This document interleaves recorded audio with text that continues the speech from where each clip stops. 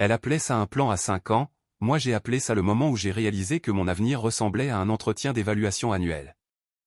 Cela s'est passé il y a 3 semaines et je tape ce texte à 2 heures du matin dans une maison que j'ai achetée avec l'argent qui devait initialement payer les compositions florales de notre mariage. Cette même maison que Chloé appelait avec mépris une « bicoque de transition pour futurs divorcés », mais je devrais d'abord reprendre depuis le début, nous étions ensemble depuis 6 ans et fiancés depuis 14 mois. Chloé Beaumont était directrice de clientèle dans une agence immobilière de luxe tandis que moi, Julien Mercier, j'étais professeur d'histoire-géographie au lycée Condorcet et entraîneur adjoint de l'équipe de rugby. Une partie de ma vie qu'elle omettait systématiquement lors de ses présentations dans les soirées de charité, de l'extérieur nous formions le couple idéal avec des métiers stables.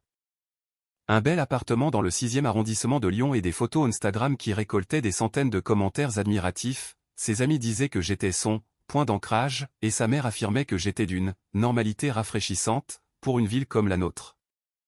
Je n'avais pas réalisé que cette normalité n'était que temporaire jusqu'à ce fameux dîner de mardi. Ce repas était censé finaliser les invitations de mariage chez ses parents dans leur immense propriété de banlieue chic où les repas de famille ressemblent étrangement à des conseils d'administration.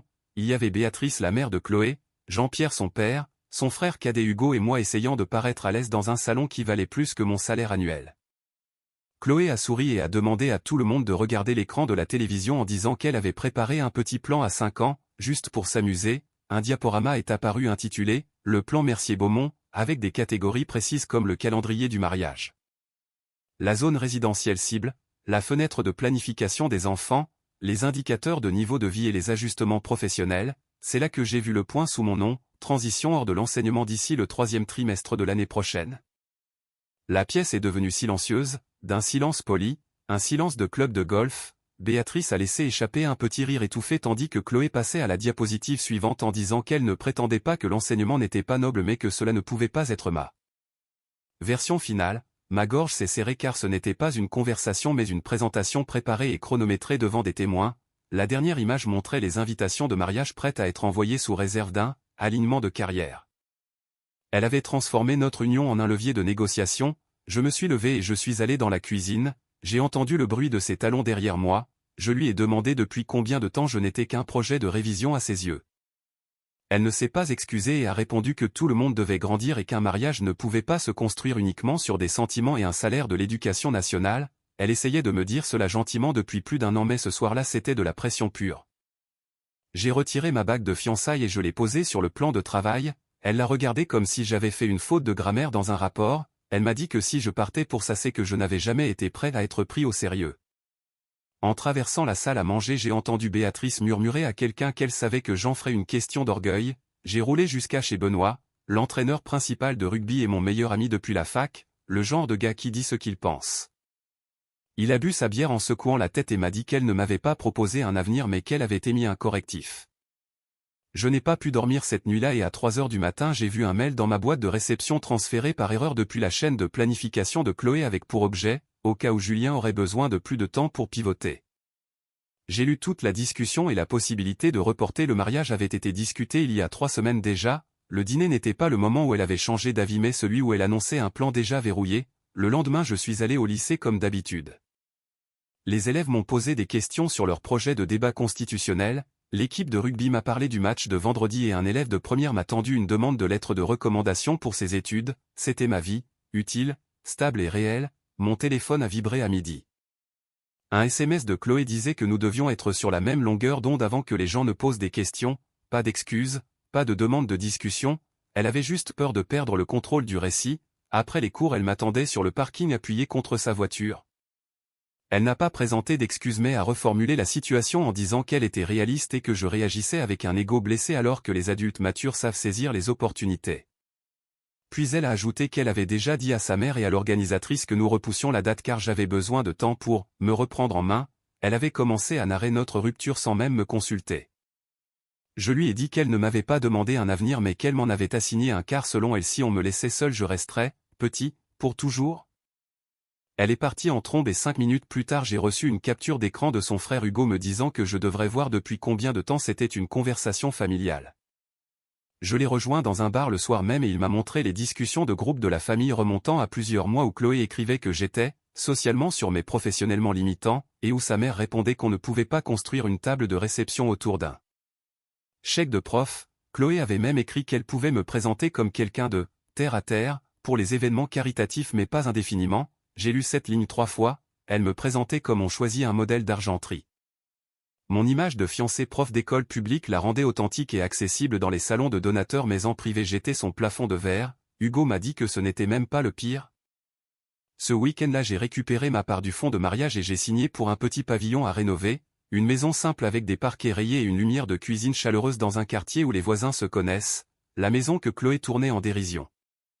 Le lundi après-midi j'ai reçu un mail de Béatrice avec en pièce jointe un tableau Excel des dettes partagées du mariage, incluant les surclassements floraux, l'ensemble à cordes privées et les invitations redessinées. L'implication était claire, je devais absorber la perte car mon instabilité avait provoqué l'effondrement. J'ai répondu en envoyant les historiques de mail de l'organisatrice prouvant que la plupart de ces dépenses avaient été validées sans mon accord. Béatrice n'a pas répondu mais Chloé m'a envoyé un message disant qu'humilier sa mère n'était pas un bon début si je voulais que cela reste civil. J'ai répondu que les faits n'étaient pas une humiliation. 3 minutes plus tard elle m'envoyait une capture d'écran d'un groupe Facebook local où quelqu'un demandait pourquoi le fiancé prof avait disparu des plans de mariage, l'histoire fuitait déjà. 2 semaines plus tard je travaillais avec Marine de la bibliothèque municipale sur un projet d'archives citoyennes pour les élèves. Marine est brillante, humblée à l'écoute, le genre de personne qui réfléchit avant de parler. Nous collaborions depuis des mois sur ce projet et c'était du vrai travail, quelque chose qui comptait plus qu'un plan de table. Pendant ce temps Chloé propageait sa version des faits de manière stratégique suggérant que j'avais fait un burn-out ou que je n'arrivais pas à gérer la réalité des responsabilités. Un parent d'élève m'a même demandé si j'allais bien à la sortie des cours. L'histoire n'était plus privée. 3 semaines après la rupture Chloé a débarqué chez moi avec une bouteille de vin onéreuse et une voix adoucie. On aurait pu croire à une réconciliation mais elle voulait juste que je confirme publiquement que le report était mutuel car un gros compte client au travail surveillait la stabilité de ses équipes. Je lui ai dit non pour la première fois de ma vie et elle a craqué en criant que je n'avais pas le droit de partir en lui laissant le mauvais rôle. En regardant ma maison elle a ajouté que c'était exactement de cette vie médiocre qu'elle essayait de me sauver. Après son départ j'ai regardé la caméra de surveillance de mon entrée et elle est restée là plusieurs secondes devant la porte fermée comme si elle ne pouvait pas croire que j'avais choisi cela plutôt qu'elle. Le lendemain Hugo m'a envoyé les dernières captures d'écran dont un message de Chloé datant de 4 mois disant que si elle ne pouvait pas me faire pivoter avant le mariage elle devrait contrôler le récit après. Elle avait planifié sa sortie de secours bien à l'avance. Puis j'ai reçu un message vocal d'un prestataire de mariage me prévenant discrètement que ma future belle-mère demandait déjà comment expliquer un report il y a 3 semaines de cela. Tout était coordonné. Le projet d'archives s'est terminé par une petite exposition et un blog local a publié des photos de moi souriant naturellement pour la première fois depuis des mois aux côtés de Marine. Chloé a vu les photos et m'a envoyé un message acerbe sur la rapidité avec laquelle j'avais trouvé mon nouveau public. Je n'ai pas répondu. Le lendemain un post anonyme dans un groupe de mariage suggérait qu'un prof avait utilisé l'argent du mariage pour s'acheter une maison et qu'il fréquentait déjà une bibliothécaire. Les commentaires étaient divisés et certains commençaient à taguer le compte du lycée. La directrice Madame Vallée m'a convoqué dans son bureau pour me montrer des mails envoyés au rectorat insinuant que j'avais une relation inappropriée avec Marine et que j'utilisais mes élèves pour mon image personnelle. Il n'y avait aucune preuve, juste des insinuations pour détruire ma crédibilité professionnelle afin que ma version des faits ne compte plus. J'ai tout raconté à Marine ce soir-là et au lieu de paniquer elle m'a simplement demandé si j'avais tout enregistré. C'est là que j'ai compris qu'elle était différente. Les gens sains ne cherchent pas le conflit, ils cherchent les preuves. Benoît a vérifié les enregistrements de ma caméra et a trouvé la voiture de Chloé passant devant chez moi à point d'heure de nuit avant le poste anonyme. Son comportement devenait obsessionnel. Lors d'une kermesse de quartier je l'ai prise à part derrière le gymnase pour lui demander si elle était derrière les mails au rectorat. Elle n'a pas nié mais a prétendu que je rendais les choses pires et que je ne comprenais pas ce qui arriverait si sa vie personnelle était traînée dans la boue. Elle a fini par lâcher la vérité en me demandant si je savais ce que ça faisait d'entrer dans une pièce remplie de gens qui construisent de vrais avenirs et de devoir m'expliquer moi. Ce n'était pas de l'incompatibilité mais de la honte. Je lui ai dit que c'était la première phrase honnête qu'elle prononçait. Elle m'a menacé en disant que si je faisais un signalement officiel sa vie ne serait pas la seule à être ruinée. Pour la première fois j'ai décidé de me battre officiellement. Avec Benoît nous avons tout mis à plat sur ma table de salle à manger, les captures d'écran d'Hugo, les mails des prestataires, les vidéos de surveillance. Les posts anonymes et un dernier enregistrement audio d'Hugo où l'on entendait Chloé dire lors d'un cocktail qu'elle ne passerait pas 20 ans à présenter un prof comme son plafond de verre. Le lendemain j'ai rencontré la direction du lycée et les ressources humaines du rectorat en présentant les faits calmement et sans colère. Le rectorat a conclu que les allégations étaient infondées et une mise en demeure formelle a été envoyée à Chloé. Le pouvoir a changé de camp car elle pouvait manipuler les récits sociaux mais pas les documents officiels. 6 heures plus tard Béatrice m'appelait pour négocier en disant que si je retirais la pression juridique il laisserait les choses se tasser. Je lui ai demandé s'il y avait un seul moment où elle m'avait respecté tel que j'étais et son silence a tout confirmé. J'ai refusé. Cette nuit-là Chloé m'a appelé d'un numéro masqué pour ne rien dire, juste respirer avant de raccrocher. Elle n'a pas été ruinée de façon dramatique mais elle a subi le genre de punition qui compte dans son monde. Un gros client s'est retiré, un comité l'a écarté d'un rôle visible et ses amis ont commencé à répondre plus lentement à ses invitations, c'était le refroidissement social. La seule monnaie qu'elle comprenait vraiment, elle m'a envoyé un dernier message disant que je savais exactement ce que cela lui coûterait. J'ai supprimé le message. Notre projet d'archive a reçu une subvention d'État et un élève a été cité dans le journal disant que M. Mercier ne faisait jamais sentir aux gens qu'ils étaient petits sous prétexte qu'ils ne paraissaient pas importants. Cette citation a circulé sur les réseaux sociaux sans que personne n'ait besoin de taguer Chloé, le contraste parlait de lui-même. Elle a laissé un dernier message vocal honnête demandant si j'avais vraiment choisi cette vie plutôt que nous.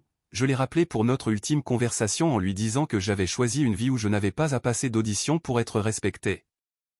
Je lui ai dit que le problème n'était pas mon métier mais sa honte à elle. Béatrice ne s'est jamais excusée et Chloé ne s'est jamais vraiment repentie.